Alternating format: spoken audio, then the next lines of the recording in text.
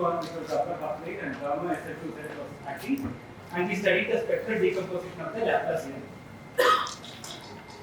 Instead, we could have as well, in the same setting, we could have studied the spectral decomposition of G acting right regularly on L2 or G naught gamma instead. That would include the classical holomorphic forms as well, in addition to covering the previous situation. Okay. But anyway, today we will switch to anyway, before that, more generally, this is something that is of number theoretic interest, just like mass forms are of number theoretic interest. So, for instance, I mentioned last time that Varma continuation of the Riemann zeta function could be recovered from that of the straight series. Anyway, there is a lot of number theory in it, and the congruence case of G of R acting on L2 of G of R naught gamma is covered from the Adeli's treatment. And thankfully, Professor Ravi Rathnathan has introduced Adels and related notation today morning. So this is the case that we are going to focus on. Okay? So G over Q is reductive. So G of A acts on L2 of G of A over G of Q. Okay? So what does this mean, first of all? So A is the ring of Adels over Q, which was defined today morning, and it's so A is a ring of Adels over Q, and therefore it's some ring which contains Q. G is an algebraic. G is an algebraic group over Q, and therefore G is defined by some set of polynomial equations with Q coefficients. You can look at the solutions of the same set of equations with Adeli coefficients, and that's how you can define G of A. Okay? But in practice, groups like Gn of A can be realized more concretely, like it was done earlier. So you can embed G into any affine variety as a closed subvariety, and then any affine space, affine n space as a closed subvariety, and then the Adelic points of the affine n space is just the n-fold product of the Adels that has a product topology. So G of A gets the induced topology that's independent of the embedding of G into the affine space, and therefore G of A is actually not just a group, but it's a topological group. And then for the same reasons as was mentioned today morning, it's actually easy to see that G of Q containing G of A is a discrete subgroup. So this is something that actually makes sense. Okay, so G of A and G of Q are both unimodular, and therefore the quotient has a unique G of A in Bayesian measure and so on. Okay, so we could also have considered any number field or global function field, but for psychological comfort, I will restrict to Q. Okay, so henceforth G is reductive over Q. If you prefer, you can just assume G to be SLN or JLN or some one of these groups. Okay, if G is semi-simple, then G of A over G of Q has finite volume.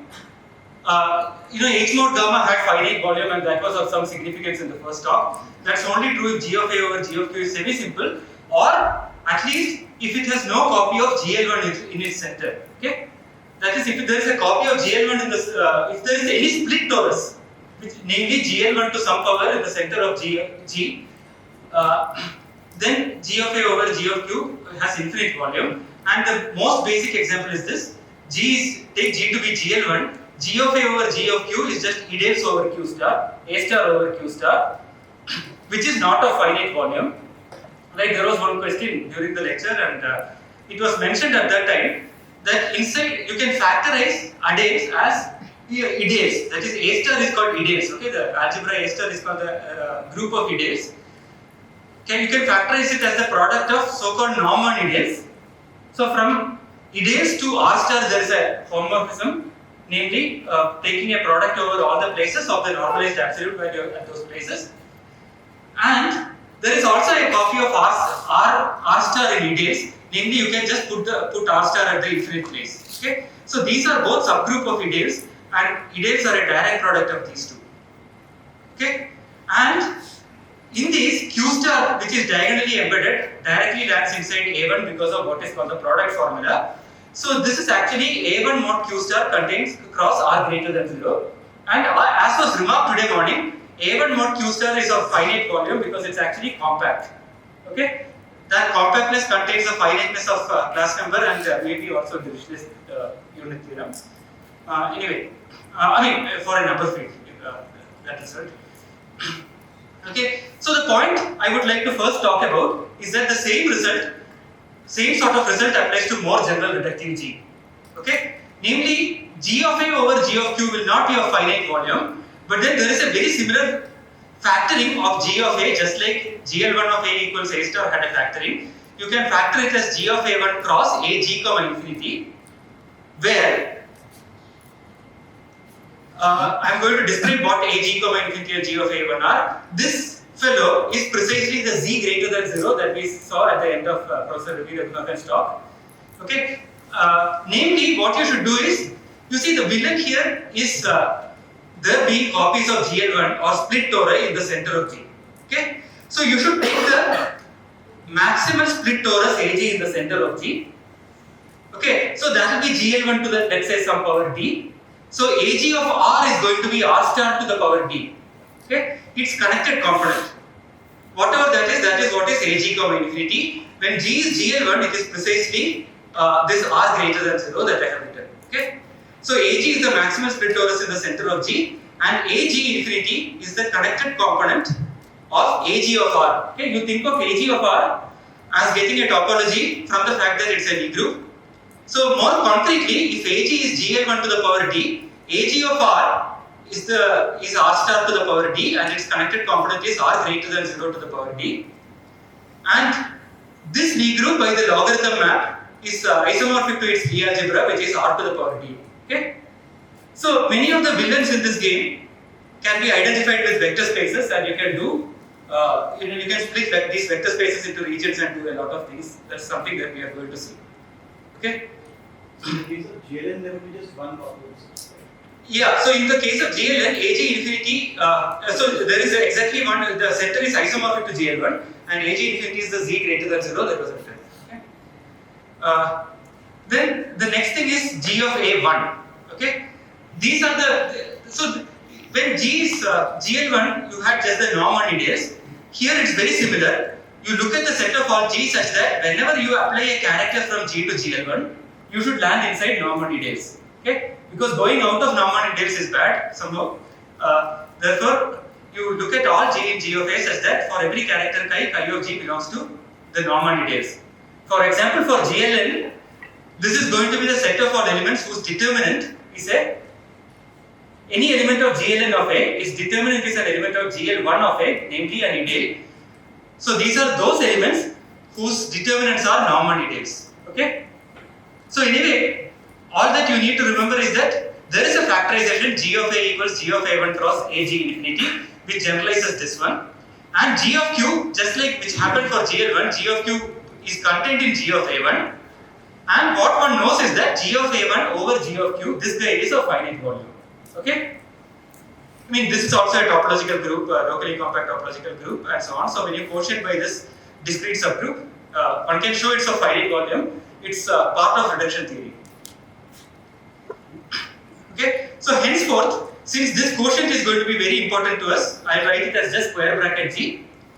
Okay? G of A1 over G of Q will be written as just G1. Okay? And I will always use the fact that G of A1 is G of A divided by AG comma infinity. Okay?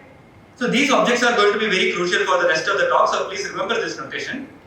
Okay? So one advantage of this is that if you look at G of A1 over G of Q, you also have a G of A action on it. Okay? So if you look at the L2 of this space, G of A still acts on it, and you can ask for part of that decomposition to be discrete. Okay? So we are going to study the L2 of this fellow using the L2 of this fellow. Okay? And remember this, at the level of quotients also we have this decomposition. G is G1 cross AG infinity. Okay? Any questions? Okay.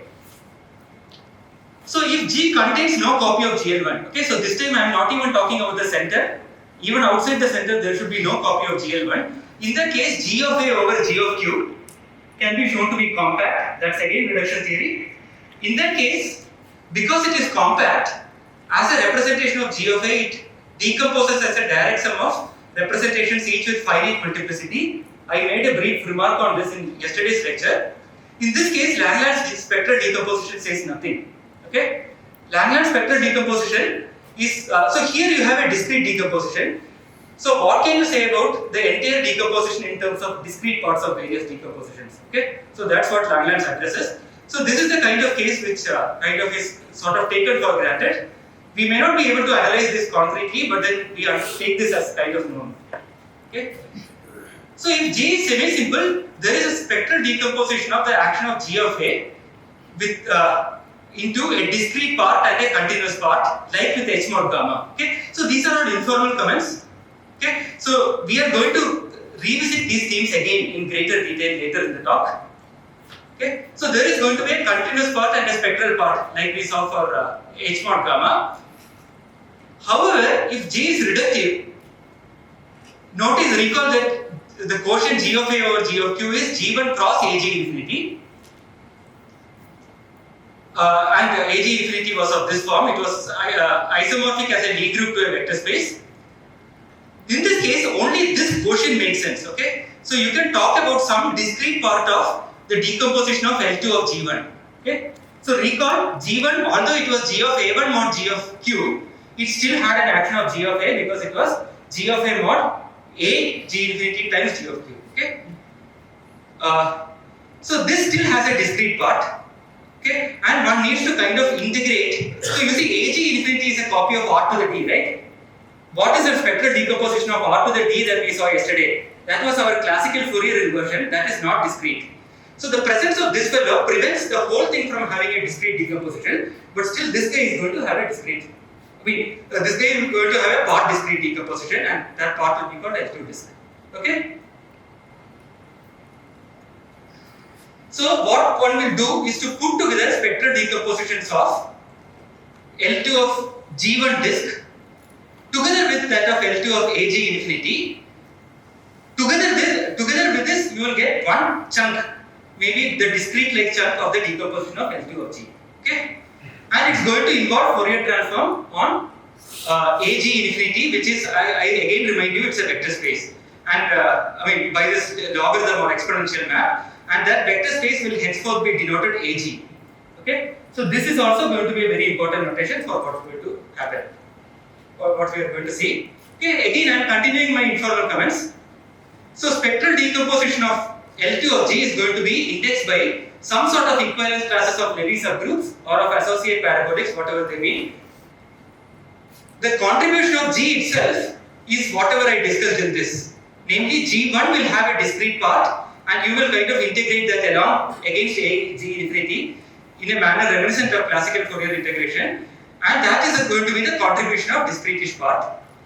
And the contribution of Levy M will be involving integral over some space which is exactly like the AG above. Namely, instead of AG comma infinity, you consider AM comma infinity. Okay? So that's a real Lie group isomorphic to R star to a larger power than for AG infinity, and then by the logarithm map, it is isomorphic to its Lie algebra, which is AM. Okay. So whatever contribution from M is going to be, there is going to be such an integral. Okay, roughly what M is going to contribute is, you first take the discrete part. So if you have a Levy M of G, the contribution from M to the spectral decomposition of G is going to look like this. There is going to be a discrete part in the decomposition of M of A over M of Q in the sense we just mentioned. So this is like this discussion, except that G is replaced by M, and then there will be an A M infinity. We need to combine these two and then parabolically induce to G, and then there is going to be an Eisenstein construction just like we had for yesterday for H mod gamma. Okay, there were Eisenstein series. Okay, so this I have just repeated what I wrote in the previous slide. So let us look at the example of, any questions so far? Okay, so let us look at the example of SL2. Inside there is a Borel subgroup of upper triangulars which can be written as AN. So there are two Levy subgroups of relevance here. If you take M equals G itself, that contributes the discrete spectrum that we saw yesterday. Okay, so it's written as L2 disk of G following the previous page. And if you look at the Levy subgroup M, which is A, it contributes all of what is called the continuous spectrum via the Eisenstein spectrum. Okay. Now the question is, yesterday's discrete spectrum involved both a cuspidal spectrum and a residual spectrum. So it is also legitimate and indeed an important question to ask for describing the discrete spectrum in terms of cuspidal and residual spectra. So Langlands has some results on that, namely he proves using a contour shift, which is a super complicated generalization of whatever we saw yesterday, that the discrete spectrum can be obtained from cuspidal spectrum using some procedure that involves residues, but it's highly non-explicit. In the case of GLN, Moglin and Watsberg has described how to compute the discrete spectrum in terms of residual spectrum, but for other groups, very little is known. There are special cases that have of course been worked out, and there is some interesting recent work in that direction too. However, we will not discuss that. Okay, so we will only discuss how to deal with the description of L2 of G in terms of the various L2 disk of M1. Okay, so as M varies. So we will not. Okay, so I should have written in terms of the L2 cusp of L1 where M is some further Lewis subgroup of M. Okay, so that's a typo. Any other question? Any question? Maybe you might understand from the subject that the conjectures of Arthur all this. Yes. But Arthur's conjectures are about describing the discrete spectrum in terms of Langlands or Arthur parameters, right? Yeah. So about this, I don't know. Actually, there are people who try to introduce SL2 homomorphisms in the dual group to thing, but I don't know if there is any. Sorry. So let us make some considerations related to the Iwasawa decomposition now. Okay, so we choose a minimal parabolic P0 equals M0 N0. So this is over Q. Okay, so G may be associated with division algebra, in which case P0 will be the whole of G. Okay, so it may not be a Borel, it's just a minimal parabolic, minimal among parabolics defined over Q. And M0 is a Levy subgroup, and N0 is a Levy subgroup of P0, and N0 is the unipotent radical of P0. In this case, we have an Iwasawa decomposition. I think it was mentioned today morning. G of A is P0 of A times K, which is N0 of A, M0 of A K. Okay? But we'll need to kind of slightly refine this using the description of M0 of A that we saw some time back. Namely, M0 of A itself is a product of A M0 comma infinity and M0 of A1. Right? Just like ideals were Norman ideals times R star. Okay? So this decomposition is going to be very important also today. Okay? So let AM0, so in this case this AM0, namely remember what was AM0? AM0 is the maximal split torus in the center of M0. Okay? In the center of M0, it's not in the center of G, but it's a maximal split torus of G. That's part of the basic structure theory of algebraic groups. And exactly a similar decomposition also holds for any parabolic subgroup P equals Mn, with P containing P0 and M containing M0. Namely, G of A is going to be N of A, M comma infinity, M of A1 times K. Okay? So how is this going to be relevant? So roughly speaking, reduction theory kind of allows us to study various asymptotics for G in terms of A, M0 comma infinity. Okay? So in other words, these other three terms that you see are not what is responsible for G of A or G of Q being non-compact. It is this fellow which basically is the reason why G of A over G of Q was non-compact.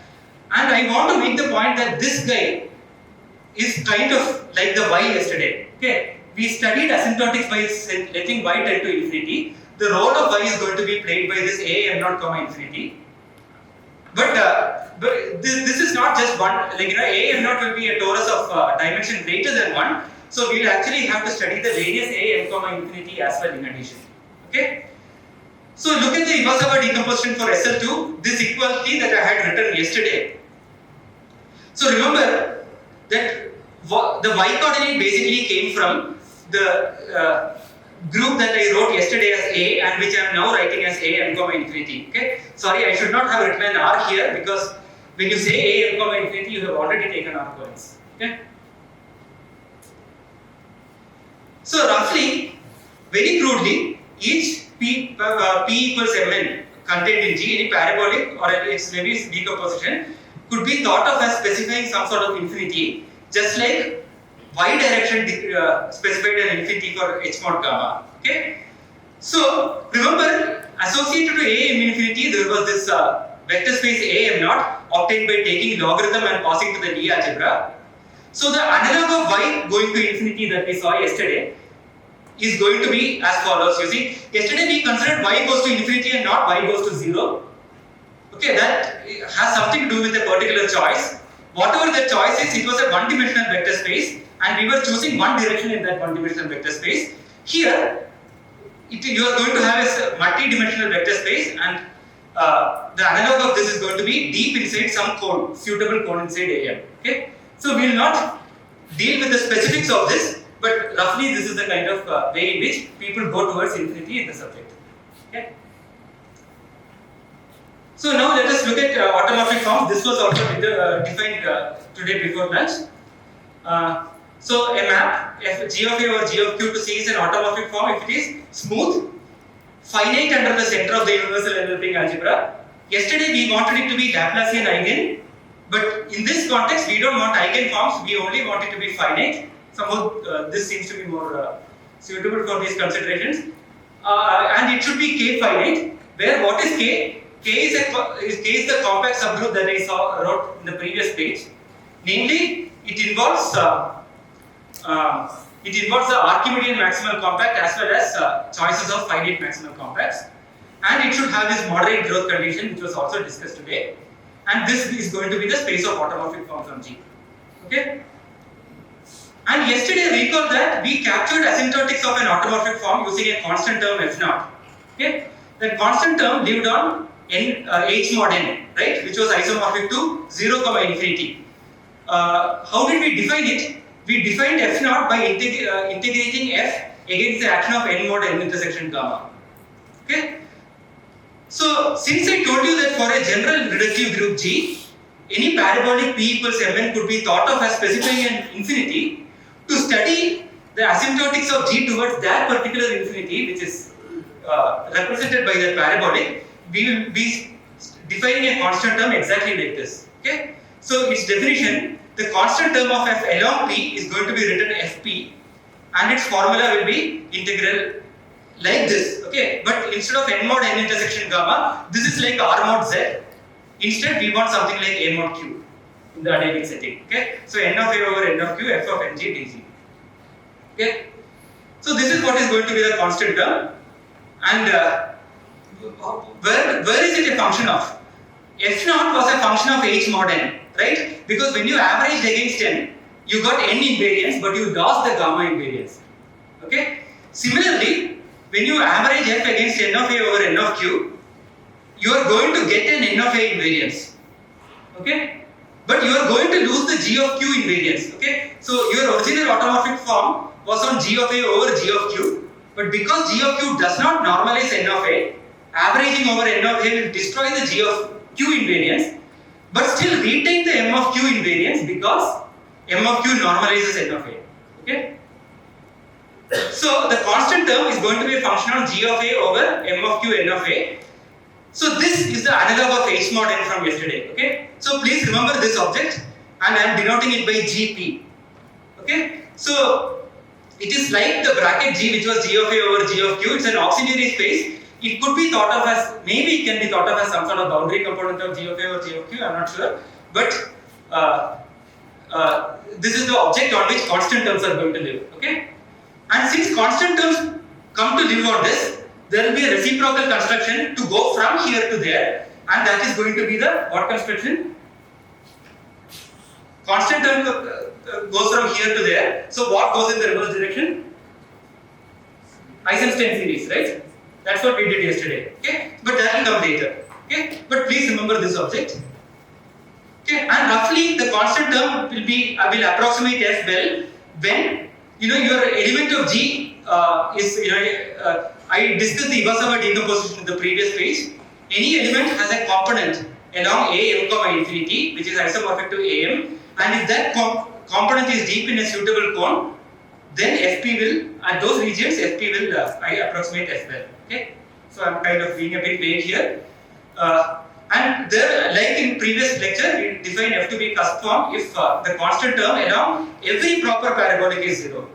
Okay? Which means that on all this asymptotic direction, f is decreasing. Oh, sorry, I didn't notice here. Okay. That should be D and Sorry? Oh, sorry, that should have been dn. Thank you. should it be Gn or Ng then? It should be ng. You want n on the left. Okay? And that destroys the g of q invariance on the left. Okay? But it should be indeed be dn, and thank you very much for pointing out. Okay? Any other question or correction? Yeah. So, is it going to be a kind of finite space or something? The cusp? Like No, it will be infinite. Even yesterday it was infinite, right? The space of cusp forms was infinite. No, not cusp forms, like GP. GP is finite what? Is it like finite set or it can be infinite?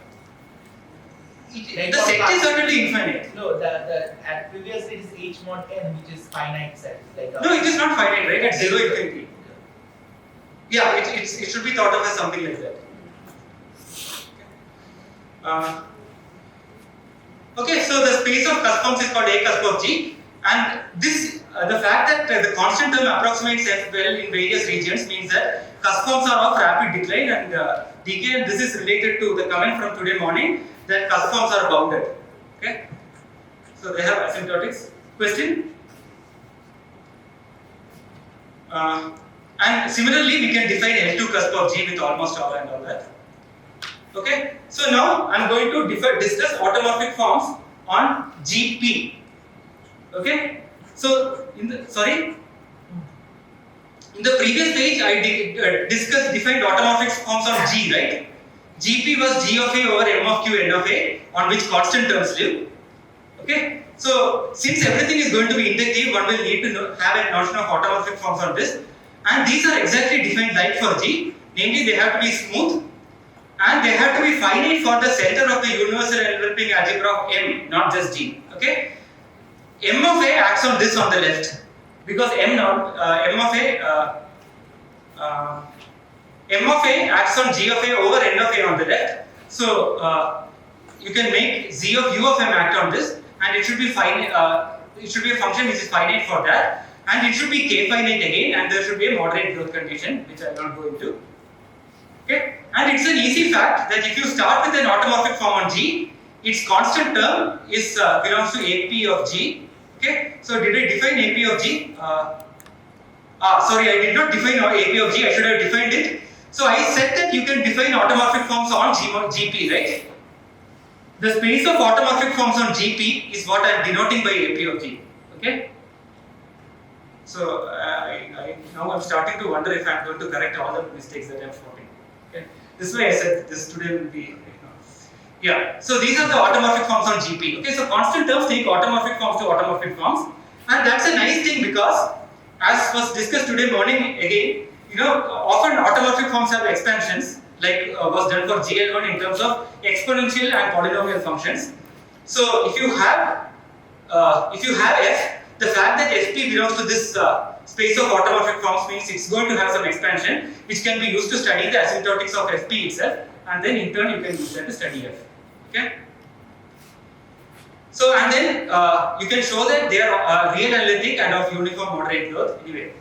Okay. So before beginning to state the spectral theorem, the first thing that I want to state is what is the discrete part of the decomposition going to look like. Okay. So if G is semi-simple, Can we just go back? yeah. So normally define automorphic forms of a G, we say that it is going to be UG finite. Z of UG finite, yeah. Here you are looking at the D corresponding to the Levy. Yeah. So is this something specific just for the parabolic or? Because I am considering automorphic forms on this space and not on G itself. Okay, so there is a bigger algebra which is acting. So, what I mean to ask is that should it be the universal enveloping algebra of Q or M? M. Yeah, anyway, like what will P do? It's everything is anyway N of A fine. Okay. Yeah, so maybe I should make this remark though. You see, the center of the universal enveloping algebra of M is slightly bigger than the center of the universal enveloping algebra of G. Okay. From that you can get some conclusion about the action of the center of M itself on automorphic forms. But the center of M is much bigger than the center of G. Okay. So this is somewhat useful. This seems to be useful information to me. Okay. So that's why you can study things using exponents here, which involves center of M, which is bigger. Okay. Anyway, so if G is semi-simple, then the contribution of G itself as its own levy to the spectral decomposition of L2 of G is actually very simple. It is just the part of the spectrum that decomposes discretely. Okay, so that's part of our building block. Okay, so there tautologically we have nothing to do. Okay, but what if your group is like GLN? Then you will have to use the spectral decomposition of the part called G1 and then integrate it against AG, comma infinity, right? Whatever it is. Okay, so to state how that will look like, let us just look at a toy case. Okay, so K is a compact group where we know everything about spectral decomposition, namely that it's discrete, and you are crossing with a finite dimensional vector space over R thought of as a Lie group. Okay, so what are the unitary characters of a finite dimensional vector space? Inside the tensor of the dual with C, you have the imaginary axis like I A star. Okay, so I A star should remind you of the IR from yesterday. Okay, so these parametrize all the unitary characters of A. Okay, how so? If lambda belongs to I A star, then you associate to it the character of A that takes x to e raised to lambda paired with x. Okay, so in other words, for any vector space, I times its dual is its contrarian dual. Okay, and so suppose K is trivial, how would you answer this question? Okay, if K is trivial, then you are just looking at A acting on L2 of A, and we saw yesterday that the answer is given by Fourier transform. Okay, of A, where you assume that A is an inner product space. Okay, usual Fourier transform is on Rn viewed with its usual inner product, but here it's an arbitrary real vector space. So to not choose an inner product, if you are not choosing an inner product, the correct thing to choose here is not A, but it's contrarian dual, which we are identifying with A star. Okay, so under this understanding, the Fourier inversion looks exactly like this. On nice phi, you integrate phi against you take x to the integral of phi against e raised to dot comma x. Okay, so this is just the usual Fourier transform. But now you have to kind of carry a non-trivial k also along with it. So how are you going to combine these two to get a spectral decomposition? So what you should do is look at the. So you see here you had L2 of IA star, right? What is L2 of IA star? It is the Hilbert space of measurable functions from IA star to C, right? Which is L2 of a point. That's what you take when k is trivial. So when k is non-trivial, what you should do is you should take all measurable functions from IA star to L2 of k. Okay? So basically, you are integrating copies of L2 of A, L2 of k corresponding to various characters of A as encoded by IA star, right? So you are looking at the Hilbert space of measurable functions in this fashion, which are square integrable, okay, square integrable measurable functions. Okay?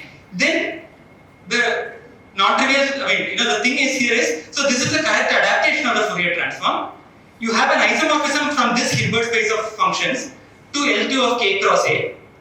And how is this going to work? It's going to be exactly the generalization of what was written in magenta above, except that this time I am not having the scalars phi of lambda. Each phi of lambda is a function of k.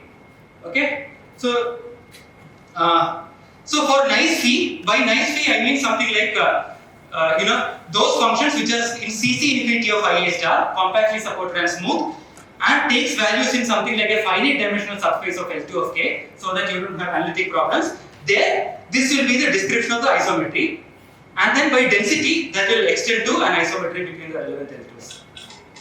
Okay? Any question? Okay, so in the next page I am going to describe the discrete part of L2 of G. Okay? That's going to be exactly like this, where instead of k or L2 of k, what you will have is L2 of G1. So I said that L2 of G1 has a discrete part, and the rest is going to be AG infinity. So L2 of G1 will take the role of L2 of k, and AG infinity's role will be played by A's role will be played by AG infinity. Okay, so let's do that. So recall this decomposition. G is AG infinity times G1, and remember that G1 was G of A over G of Q times AG infinity. Okay. So L2 disk of G1 makes sense. I mean, this has finite volume and all that. I mean, one can expect this to have a non-trivial discrete spectrum. I mean, this has a non-trivial discrete spectrum because this has finite volume and therefore the constant functions are there. Okay. So this is a non-zero thing. And then this fellow we already saw was isomorphic by the logarithm to a vector space. So this case spectral decomposition is just Fourier inversion. And then what were the unitary characters of AG comma infinity? They are just parameterized by, since this is the vector space AG, these unitary characters are just I A star G, right? And the parameterization is exactly as in the previous page, namely lambda in I A G star corresponds to the character which takes A to A in AG infinity to e raised to lambda paired with log A. Okay? In the previous slide, I only had lambda comma x. That is because I didn't have to worry about the logarithm between AG infinity and AG. I'm just putting in that logarithm also. That's the only difference. Okay? So this is exactly like what we did with A, this previous page. So exactly what we did with L2 of K and with A, we are going to do over here. Okay? So for that, see yesterday in the previous slide's formula we had phi lambda of K times some character. Okay? So I am going to introduce some notation to this do this multiplication. So that's going to be like this. So if you have any function on G from G1 to C, I can think of that as a function on G of A which is invariant under AG infinity times G of Q. And lambda is a character of AG infinity. Right? If lambda is a character of AG infinity, namely IAG star, it's an element of IAG star, I can also think of this as a character of G of A itself because of this product decomposition. So you can just multiply the two things together. Okay? So you are taking a function on G and multiplying with the character on G determined by lambda. Okay? Lambda determines a character on AG infinity, and by this product decomposition it also determines a character on G of A. Okay? So this character, this function, new function, namely f is just f multiplied with lambda, namely it then takes AG1 to e raised to lambda log A times. This is another typo, it should have been f of G1. Okay? So this is f of G1, sorry. Another way to discuss the same thing is as follows. You think of everything as a function on G of A which is invariant under AG infinity or G1 or whatever. So given f as a function on G, you can define a function f lambda as follows. Namely, you are multiplying f by the character of G corresponding to lambda. Okay, how do you describe that character? G of A has a projection onto AG infinity, right? G of A is AG infinity times G1. So G of A has a projection onto AG infinity. Then you apply logarithm and then you just pair with it. Okay. So this is not a deduction. This is just rephrasing. I mean, this is tautologically the same as what I wrote here. Okay. So given a function on G of A, you can multiply it with characters of G which come from elements of characters of AG infinity which are parameterized by this vector space IAG star. Okay. So you should think of this guy as like the y raised to s yesterday. Okay. But in a very kind of degenerate case where the delay is G itself. Okay. So now let us do exactly what we did in the previous page. We look at the Hilbert space of measurable functions from IAG star to the discrete part of L2 of G1 with the property that they are square integrable. Okay, this is exactly like what we did in the previous page. Okay, and then the point is that I should have written this is only true for nice phi. Okay, not for all phi. For all nice phi, you can send it to a function on G, namely theta phi of G equals integral over IAG star. You look at phi of lambda, right? Phi is a function from IAG star to L2 disk of this guy, right? So phi of lambda is a function on G of A, and then there is also a sub lambda. Okay, so this notation in magenta is exactly like the f lambda here. Okay, so what is this phi of lambda? That's exactly like the f of phi of lambda e raised to lambda x that I wrote in the previous slide. So you have phi of lambda and you are multiplying with something involving lambda, and that's exactly the subscripting with lambda. Okay, G lambda. So the point is that, so this is only true for nice phi. Okay, so that was a typo. So the point is that this is an isometry from LG to, again this is wrong. No, this is correct. I have only written hook right arrow. So this is an isometry from LG into L2 of G, and the image is by definition the contribution from the Levy subgroup, which is G itself. Okay. So for semi-simple groups, this entire page is trivial because AG infinity is trivial, and all that you would have is just L2 disk of G1.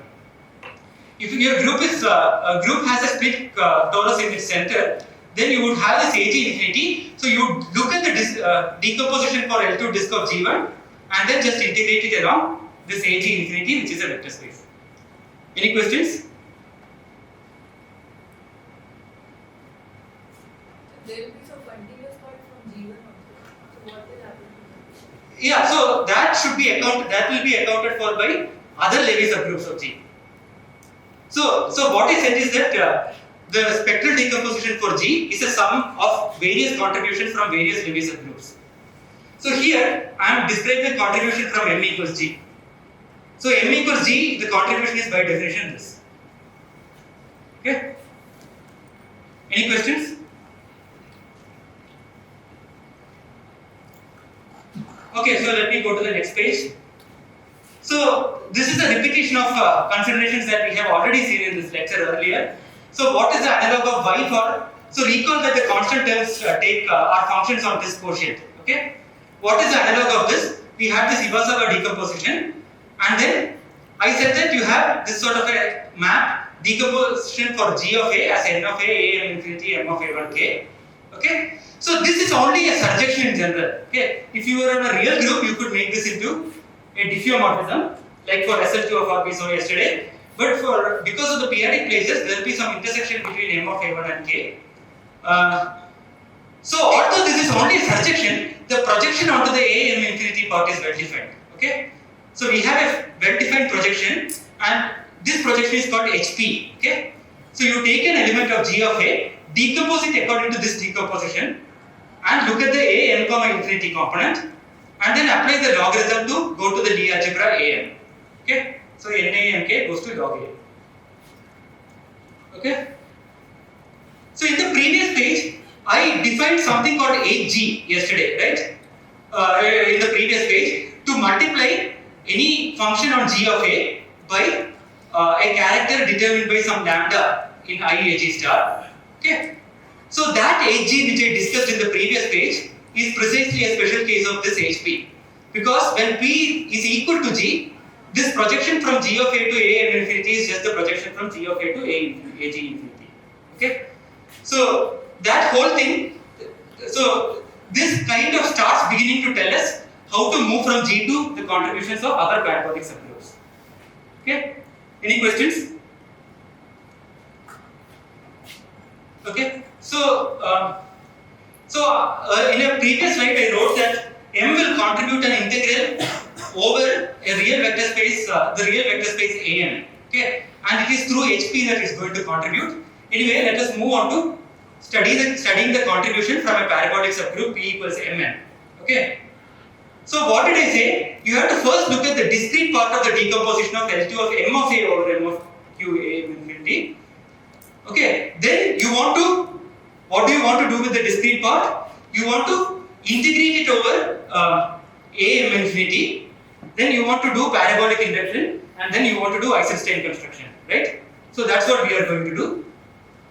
So for that, first notice that M of A over M of Q is the same as P of A over M of Q N of A. Okay. The advantage of this will become clear soon. Okay. So this space, there is a parabolic induction in the sense of Hilbert spaces. Okay. So this fellow is actually a Hilbert space. So you can parabolically induce this to a Hilbert space. Okay. So how do you describe this Hilbert space? That description becomes easier if you look at this definition over here. Because this definition is like L2 of H mod gamma, which you are inducing from H to G. Okay. So L2 of H mod functions on H mod gamma to induce to G are have a very nice description. So let me just give you the description. This consists of functions G of A over A m infinity n of A m of q. Remember, we were very interested in functions of this form because constant terms were like this. So things have started looking like that. This is the analog of H mod n. So this induced space consists of functions like this with the property that for every x element of G of A, if you look at m goes to phi of mx, that is going to become, maybe I should have written m because I got confused. Oh no, I should have written mx only. It should belong to L2 disk of, this is a typo, I should have written, no, this is correct. Yeah, it is exactly this space, okay? But maybe I should have, it was better to write this. So all the functions on G of A over A m infinity, n of A m of q, such that whenever you fix any element of G, the function on m defined as m goes to phi of mx belongs to this particular inducing space. Okay? So what have I done here? I have just gone through the definition of the induced representation. If you go through the definition of the induced representation and start from here, this is the description that you are going to get. Okay? So the space of constant terms, or the space G of A over m of q n of A m infinity, is kind of the space obtained by parabolic induction from f proper Levy. Okay? So thus this space is related to AP of G. Remember, AP of G was the space of automorphic forms on square bracket GP.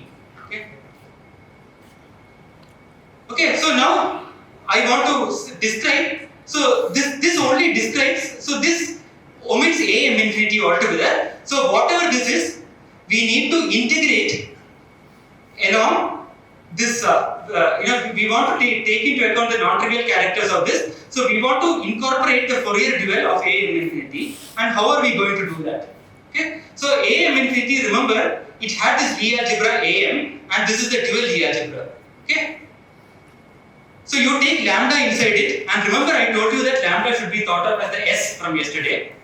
So you take lambda inside the dual space tensored with C. Okay? Our real interest is in I AM star because that is where the spectral decomposition lives. Yesterday we integrated over IR, but we will have to define things by neuromorphic continuation, so we need to consider the tensor with C.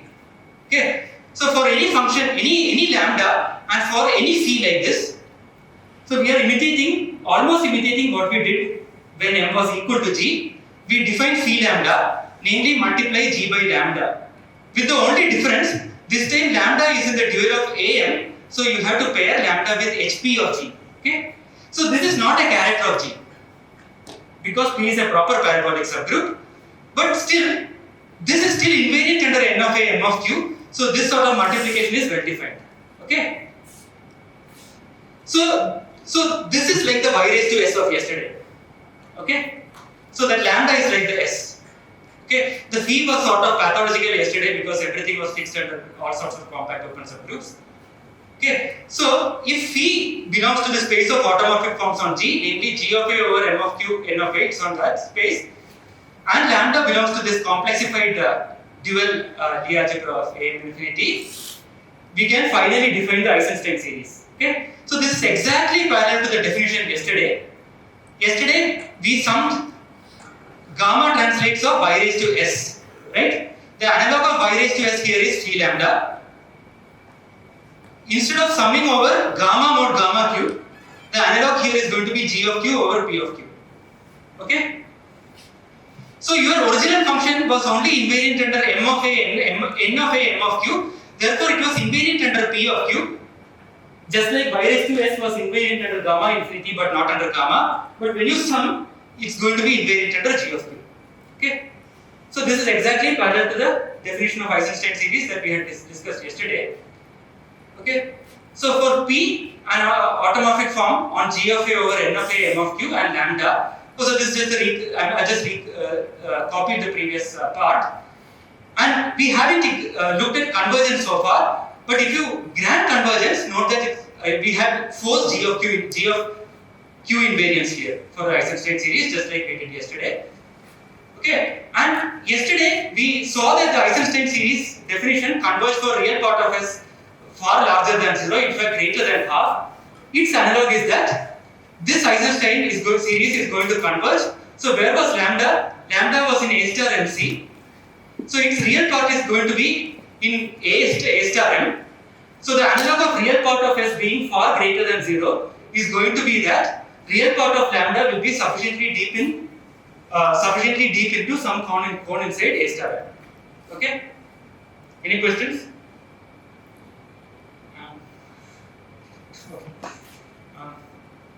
Okay, so one of the basic properties of Eisenstein series that we are going to use, as in yesterday's case, the Eisenstein series has a meromorphic continuation. Okay, so yesterday it had a meromorphic continuation in S. Our S is lambda, so it has a meromorphic continuation in lambda to all of A star MC except for poles, of course. And whenever you choose a lambda at which it is holomorphic, then as a function of G, what you get is actually an automorphic form. Okay? So it's not an obvious thing at all, right? That it was an automorphic form. One needs to, okay, it's actually not difficult, but you can show that it's an automorphic form. Okay? And one can, just like yesterday, the meromorphically continued Eisenstein series was holomorphic on I times R, and similarly, this Eisenstein series is holomorphic as a function of lambda in I times A star M inside A star MC.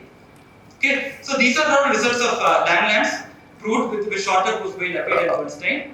Okay, and then we do something very similar to what we have done when M was equal to G. You take LP to be the Hilbert space of measurable functions from I A star M to this induced space. Remember, this was the space that we were interested in, such that which were also square measurable and square integrable. Okay. So this is taking the place of L2 of G of A over AG infinity G of Q, which we had earlier. And then so this is a very incorrect version. Okay, so don't believe this, but we'll discuss why this is incorrect. So the crude and incorrect version is that there is going to be. So I'm just copying what naively we did with G. Okay, rather than with P. Namely, there is an isometry theta p from LP into L2 of G of A over G of Q, such that theta p of phi of G is given by this formula. Okay. So how do you think of this formula? When P was equal to G, how did we define theta phi of G? It was integral over I AG star phi of lambda sub lambda, right? This, you are multiplying phi of lambda with some character of G of A determined by lambda. Here you are not doing quite that. You still have this, so phi of lambda is something that depends on lambda, that comes from this function phi. But then the Eisenstein construction involved multiplying with lambda, but it also involves some summation over G of Q over P of Q. Okay. So instead of phi of lambda, we have the Eisenstein series of G phi of lambda comma lambda. Any questions? Okay. The Eisenstein series is induced from P. I am not taking the constant term of the Eisenstein series. Okay. Okay. So this is almost a copy of what I had done earlier. And why is this incorrect? Because contributions from, this is roughly the shape of the contribution from a parabolic, but those contributions are all going to be intertwined with each other, including the contribution of P with itself. Okay. So let me briefly give you some idea of how contributions from various parabolics are going to be intertwined. So we choose a minimal parabolic P0 equals N0 N0, and those parabolics which contain P0 are called standard, and they will be denoted by this. Okay, so here the notion, two parabolics, even though the parabolics P1 and P2 will not be conjugate, if they are different, standard parabolics are never conjugate unless they are the same, they can contribute the same, they can make the same contribution to the spectrum of L2 of G if the Levy subgroups are conjugate. Okay, so such parabolic subgroups are called associate parabolic subgroups. Okay, so the point is that the data which we are using for spectral decomposition from associate parabolic subgroups should be intertwined in a particular way, and that is what I am going to capture over here. Okay, so here is an example of associate parabolic subgroups for GLN1. GLN, if you take 1 cross n minus 1 parabolic and the n minus 1 cross 1, these parabolics are not conjugate to each other, but their levies are conjugate to each other. Okay, So that's a standard example of associate parabolic subgroups. So for associate parabolic subgroups, if you have two sets, they give the same contribution, and how are the contributions related? Okay. So for suitable Weil group elements in W of PQ, which I'll describe later. Okay, so I'm kind of going to give only an impressionistic sketch. It so turns out that there is a family of operators between the automorphic forms associated to the space GP and to GQ. These are going to be denoted by M of W comma lambda. Okay, associated to these Weil group elements W. Okay, defined by a certain integral. You see, the functions over here are invariant under N of A. The functions over here are invariant under V of A. Okay, so if you average by something like V of A over N intersection V, but then in a manner to take care of this W, you can naively define something that should intertwine these two spaces, and then you have to introduce this parameter lambda, and one can show that that integral converges if real part of lambda is deep into a certain cone, and one can show that these operators, which are only defined a priori for real part of lambda deep in a certain cone, meromorphically continue to A star MC. Okay. Moreover, the meromorphic continuation, as with Eisenstein series, is not only holomorphic but also unitary is holomorphic on the imaginary axis, namely I A star M, and moreover on there. So you see, these operators go from AP of G to AQ of G. Okay, but then they are in some sense unitary in the sense that by density they extend to automorphisms between the induced Hilbert spaces associated to M and L. Okay, so these two spaces which are contributing to the spectral decomposition of L2 of G of A over G of Q, these two spaces are intertwined by this Weil group element. Okay, so now let me indicate what sort of Weil group element is this. So I told you that M1 and M2 are conjugate. That means that you can conjugate actually M into L by a not M1 and M2, but M and L are conjugate. In fact, you can choose a Weil group element which conjugates M to L, and for any such Weil group element, you can choose what are called minimal length representatives in this coset space. So if you choose such a W, you can do all this business. Okay. So yeah, I'm just repeating what I wrote at the end of the previous slide. And then one important property of the Eisenstein series is that you have what is known as a functional equation. Sorry, I should have written the usual phi instead of bar phi over here. Okay. So E of dot comma phi comma lambda for any W as occurs in the previous slide, you can apply an intertwining operator M of W lambda to phi. Phi is in the induced space, and then you have to evaluate W prime lambda. These Eisenstein series are going to match, and this generalizes the functional equation we saw yesterday. Okay. So yesterday we did not see any intertwining operator. We saw only a scalar. That is because the intertwining, yesterday we were considering what are called k-fixed vectors, and there the intertwining operators can be computed explicitly by what is called the Gilkith-Karplevich formula, and C of S is what comes over. Okay, so now finally let me state the spectral decomposition. Okay, so for each P in standard parabolic, we are going to denote by MP its standard Levy. Okay, so it has a unique Levy subgroup which contains the chosen minimal Levy M0.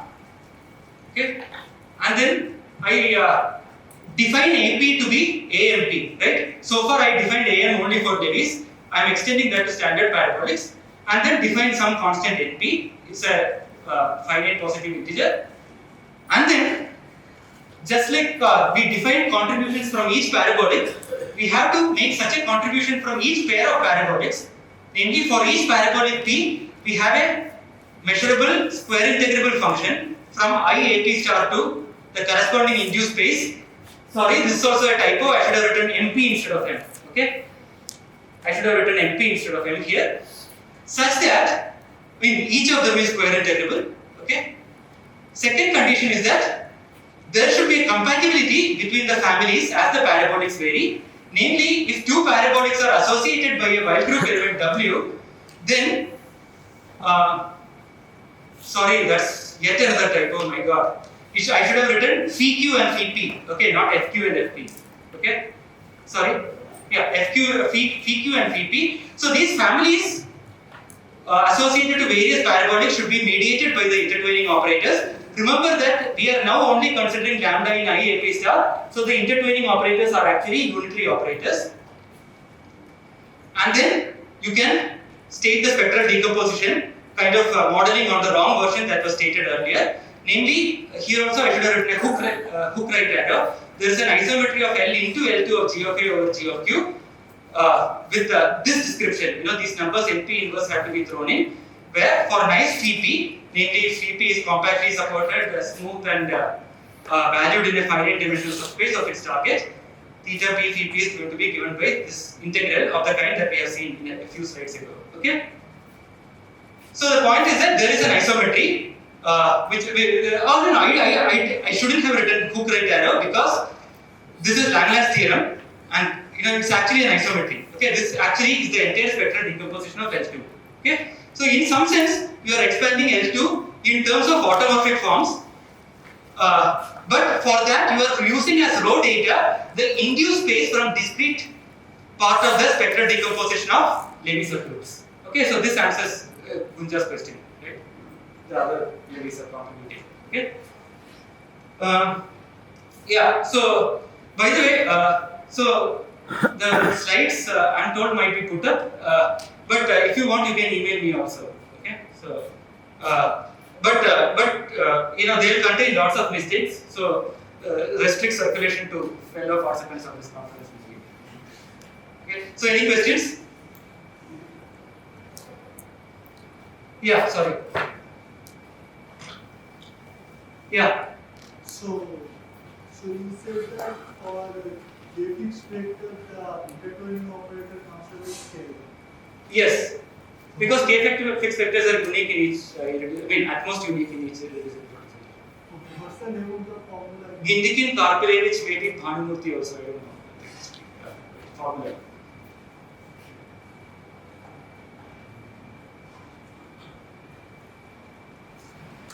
Any other questions?